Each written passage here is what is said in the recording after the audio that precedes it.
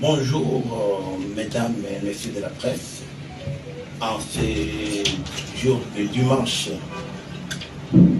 13 avril 2025, les représentants du VDP, communément connu sous le nom de Wazalendo, nous nous sommes réunis à Kinshasa sur instruction du commandant suprême des FARDC, de la PNC et du Wazalendo. Nous avons décidé de décréter un cessez-le-feu immédiat. Ce cessez-le-feu là-bas ne signifie pas une lâcheté. Nous avons voulu donner la chance au pourparlers de Doha, au Qatar, entre notre gouvernement et les forces d'agression.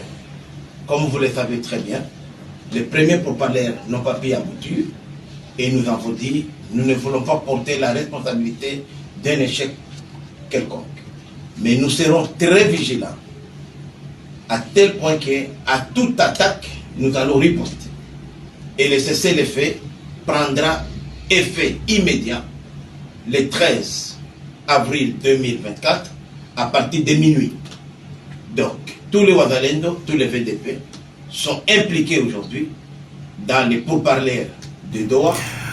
Muraho neza abayobozi b'ibitangazamakuru muteraniye hano kuri iki cyumweru tariki ya 13 Mata 2025. Intumwa z'imitwe yitwara gisirikare ya VDP izwi cyane ku mazina ya Wazalendo twahuriye hano ku mabwiriza y'umugaba mukuru w'ingabo zifatanyije za Repense na Wazalendo, maze rero dufata icyemezo cyo guhagarika imirwano ako kanya. Uku guhagarika imirwano ariko nanone si ikimenyetso cy'ubwoba cyangwa se ubugwari.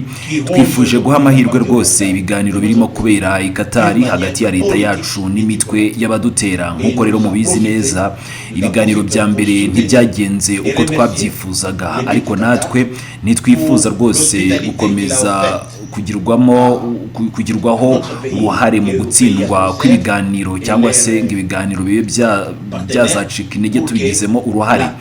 Tuzakomeza kuba maso ku buryo rero nyine tuzihimura cyangwa se tukihorera ku gitero icyo ari cyo cyose kizatugabwaho n'umwanzi. Kandi mwabanyamakuru mwe mugomba kumva ko guhagarika imirwano gutangiye aka kanya guhera ku isaha y'isa 6 z'ijoro z'uyu munsi tariki ya 13 Mata 2020. Bityo rero abarwanyi bose ba Wazalendo na VDP bose aho bari bagomba kumenya ko bagomba gushyigikira ibiganiro birimo kubera i Doha muri Qatar. Nubwo rero tudahagarariwe muri ibyo biganiro, ariko kandi tuzakomeza rwose gukoresha umwanya wacu kugira ngo dufatanye n'abandi ndetse n'indi mitwe yitwara gisirikare ifatanya na leta ya Repubulika Iharanira Demokarasi ya Kongo, maze tuzahurire mu biganiro bya Nairobi. Turasubiramo ko twakomeje kuba indahemuka ndetse no gukomeza kugandukira umukuru w'igihugu cyacu akaba n'umugaba w'ikirenga w'ingabo na polisi ndetse rero n'ingabo za Wazalendo. Turashimangira ko rwose twiyemeje gukemura ibibazo bikomeje kuzahaza uburasirazuba bw'igihugu cyacu mu nzira ya politiki ndetse n'ubwumvikane. Duhagurukiye hamwe rero kandi tugaragaza ko dushyigikira, tunashimangira, dushimira ibyo Emile wa Qatar akomeje kutugezaho ku bw'ubuhanga ndetse no gutanga urubuga ku mpande zombi, leta yacu n'abatugabyeho ibitero n'abafatanyabikorwa bose kugira ngo amahoro agaruke mu gihugu cyacu. Twizeye tudashidikanya ko niba impande zose zifite ubushake, umwotsi w'umweru ushobora kuzava mu biganiro bya Doha koko. Turasaba umuryango wa M23 n'andi matsinda y'abitwaje intwaro afatanya na Fleuve Congo kwikura aho bari hose bigaruriye bidasabye rwose ingufu bakadusubiza ubutaka bwacu. Ni ku nshuro ya mbere habaye inama i Doha. Ibi ubwabyo rero ni intambwe ya mbere igaragaza ubushake bwo kugirana ibiganiro mukuri. Hari igihe rero cy'intambara ariko kandi hari n'igihe cy'amahoro. Abarwanyi ba Wazalendo biteguye gukorana n'umuntu uwo ari we wese wemera inzira y'amahoro. Guhagarika imirwano ntabwo ari igikorwa cy'ubugwari. Twakomeje kuba maso kandi tuzasubiza ku gitero icyo ari cyo cyose kizagerageza kuba cyatugabwaho nta kuzuyaza. Ariko kandi uyu mwanya w'amateka tuwuhisemo dutangaza rwose ko twebwe tuvuye mu mirwano turabitangariza umuryango mugari wa Repubulika Iharanira Demokarasi ya Kongo n'amahanga ko Wazalendo atari ibigarasha, ntabwo turi inyeshyamba z'inyangabirama. Wazalendo ni abantu biyemeje gukurikiza inzira y'amahoro nk'uko rero byashyizweho muri gahunda ya Doha Qatar. Ndagira nti murakoze. Nous ne voulons pas porter la responsabilité d'un échec quelconque. Mais nous serons très vigilants, à tel point qu'à toute attaque, nous allons riposter. Et le cessez-le-feu prendra effet immédiat le 13 avril 2024 à partir de minuit. Donc, tous les Wazalendo, tous les VDP sont impliqués aujourd'hui dans les pourparlers de Doha que nous soutenons, même si nous ne sommes pas représentés.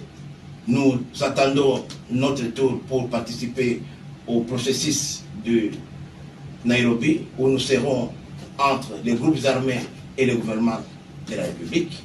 Mais nous réitérons ici notre fidélité et notre loyauté au chef de l'État, commandant suprême des FARDC, PNC et Wazalendo, et nous réitérons notre engagement à régler les problèmes qui rongent aujourd'hui la partie orientale de notre pays d'une manière politique et diplomatique. Et nous en profitons pour soutenir et remercier l'émir de Qatar pour l'hospitalité qu'il a offerte à notre pays et aux pays agresseurs et leurs partenaires pour que la paix vienne de là. Nous sommes convaincus que si toutes les parties sont aujourd'hui engagées, la fumée blanche pourrait provenir de Doha. Et nous demandons à l'Alliance Fleuve Congo, M23, de pouvoir se retirer de leur position qu'ils occupaient lors de la première rencontre de Doha. Cela déjà sera un premier signe de bonne foi. Il y a le temps pour la guerre, il y a le temps pour la paix. Les Wazalendo sont aujourd'hui disposés à collaborer avec toute personne qui s'inscrira dans la voie de la paix. Mais accepter le cessez-le-feu n'est pas une lâcheté. Donc nous restons aux aguets, nous répondrons à toute attaque contre nous sans hésiter. Mais c'est une bonne foi que nous venons de faire aujourd'hui devant la communauté nationale et internationale, que les Wazalendo ne sont pas des voyous, ne sont pas des brigands, que les Wazalendo s'inscrivent dans le schéma de Doha au Qatar. Je dis, je vous remercie.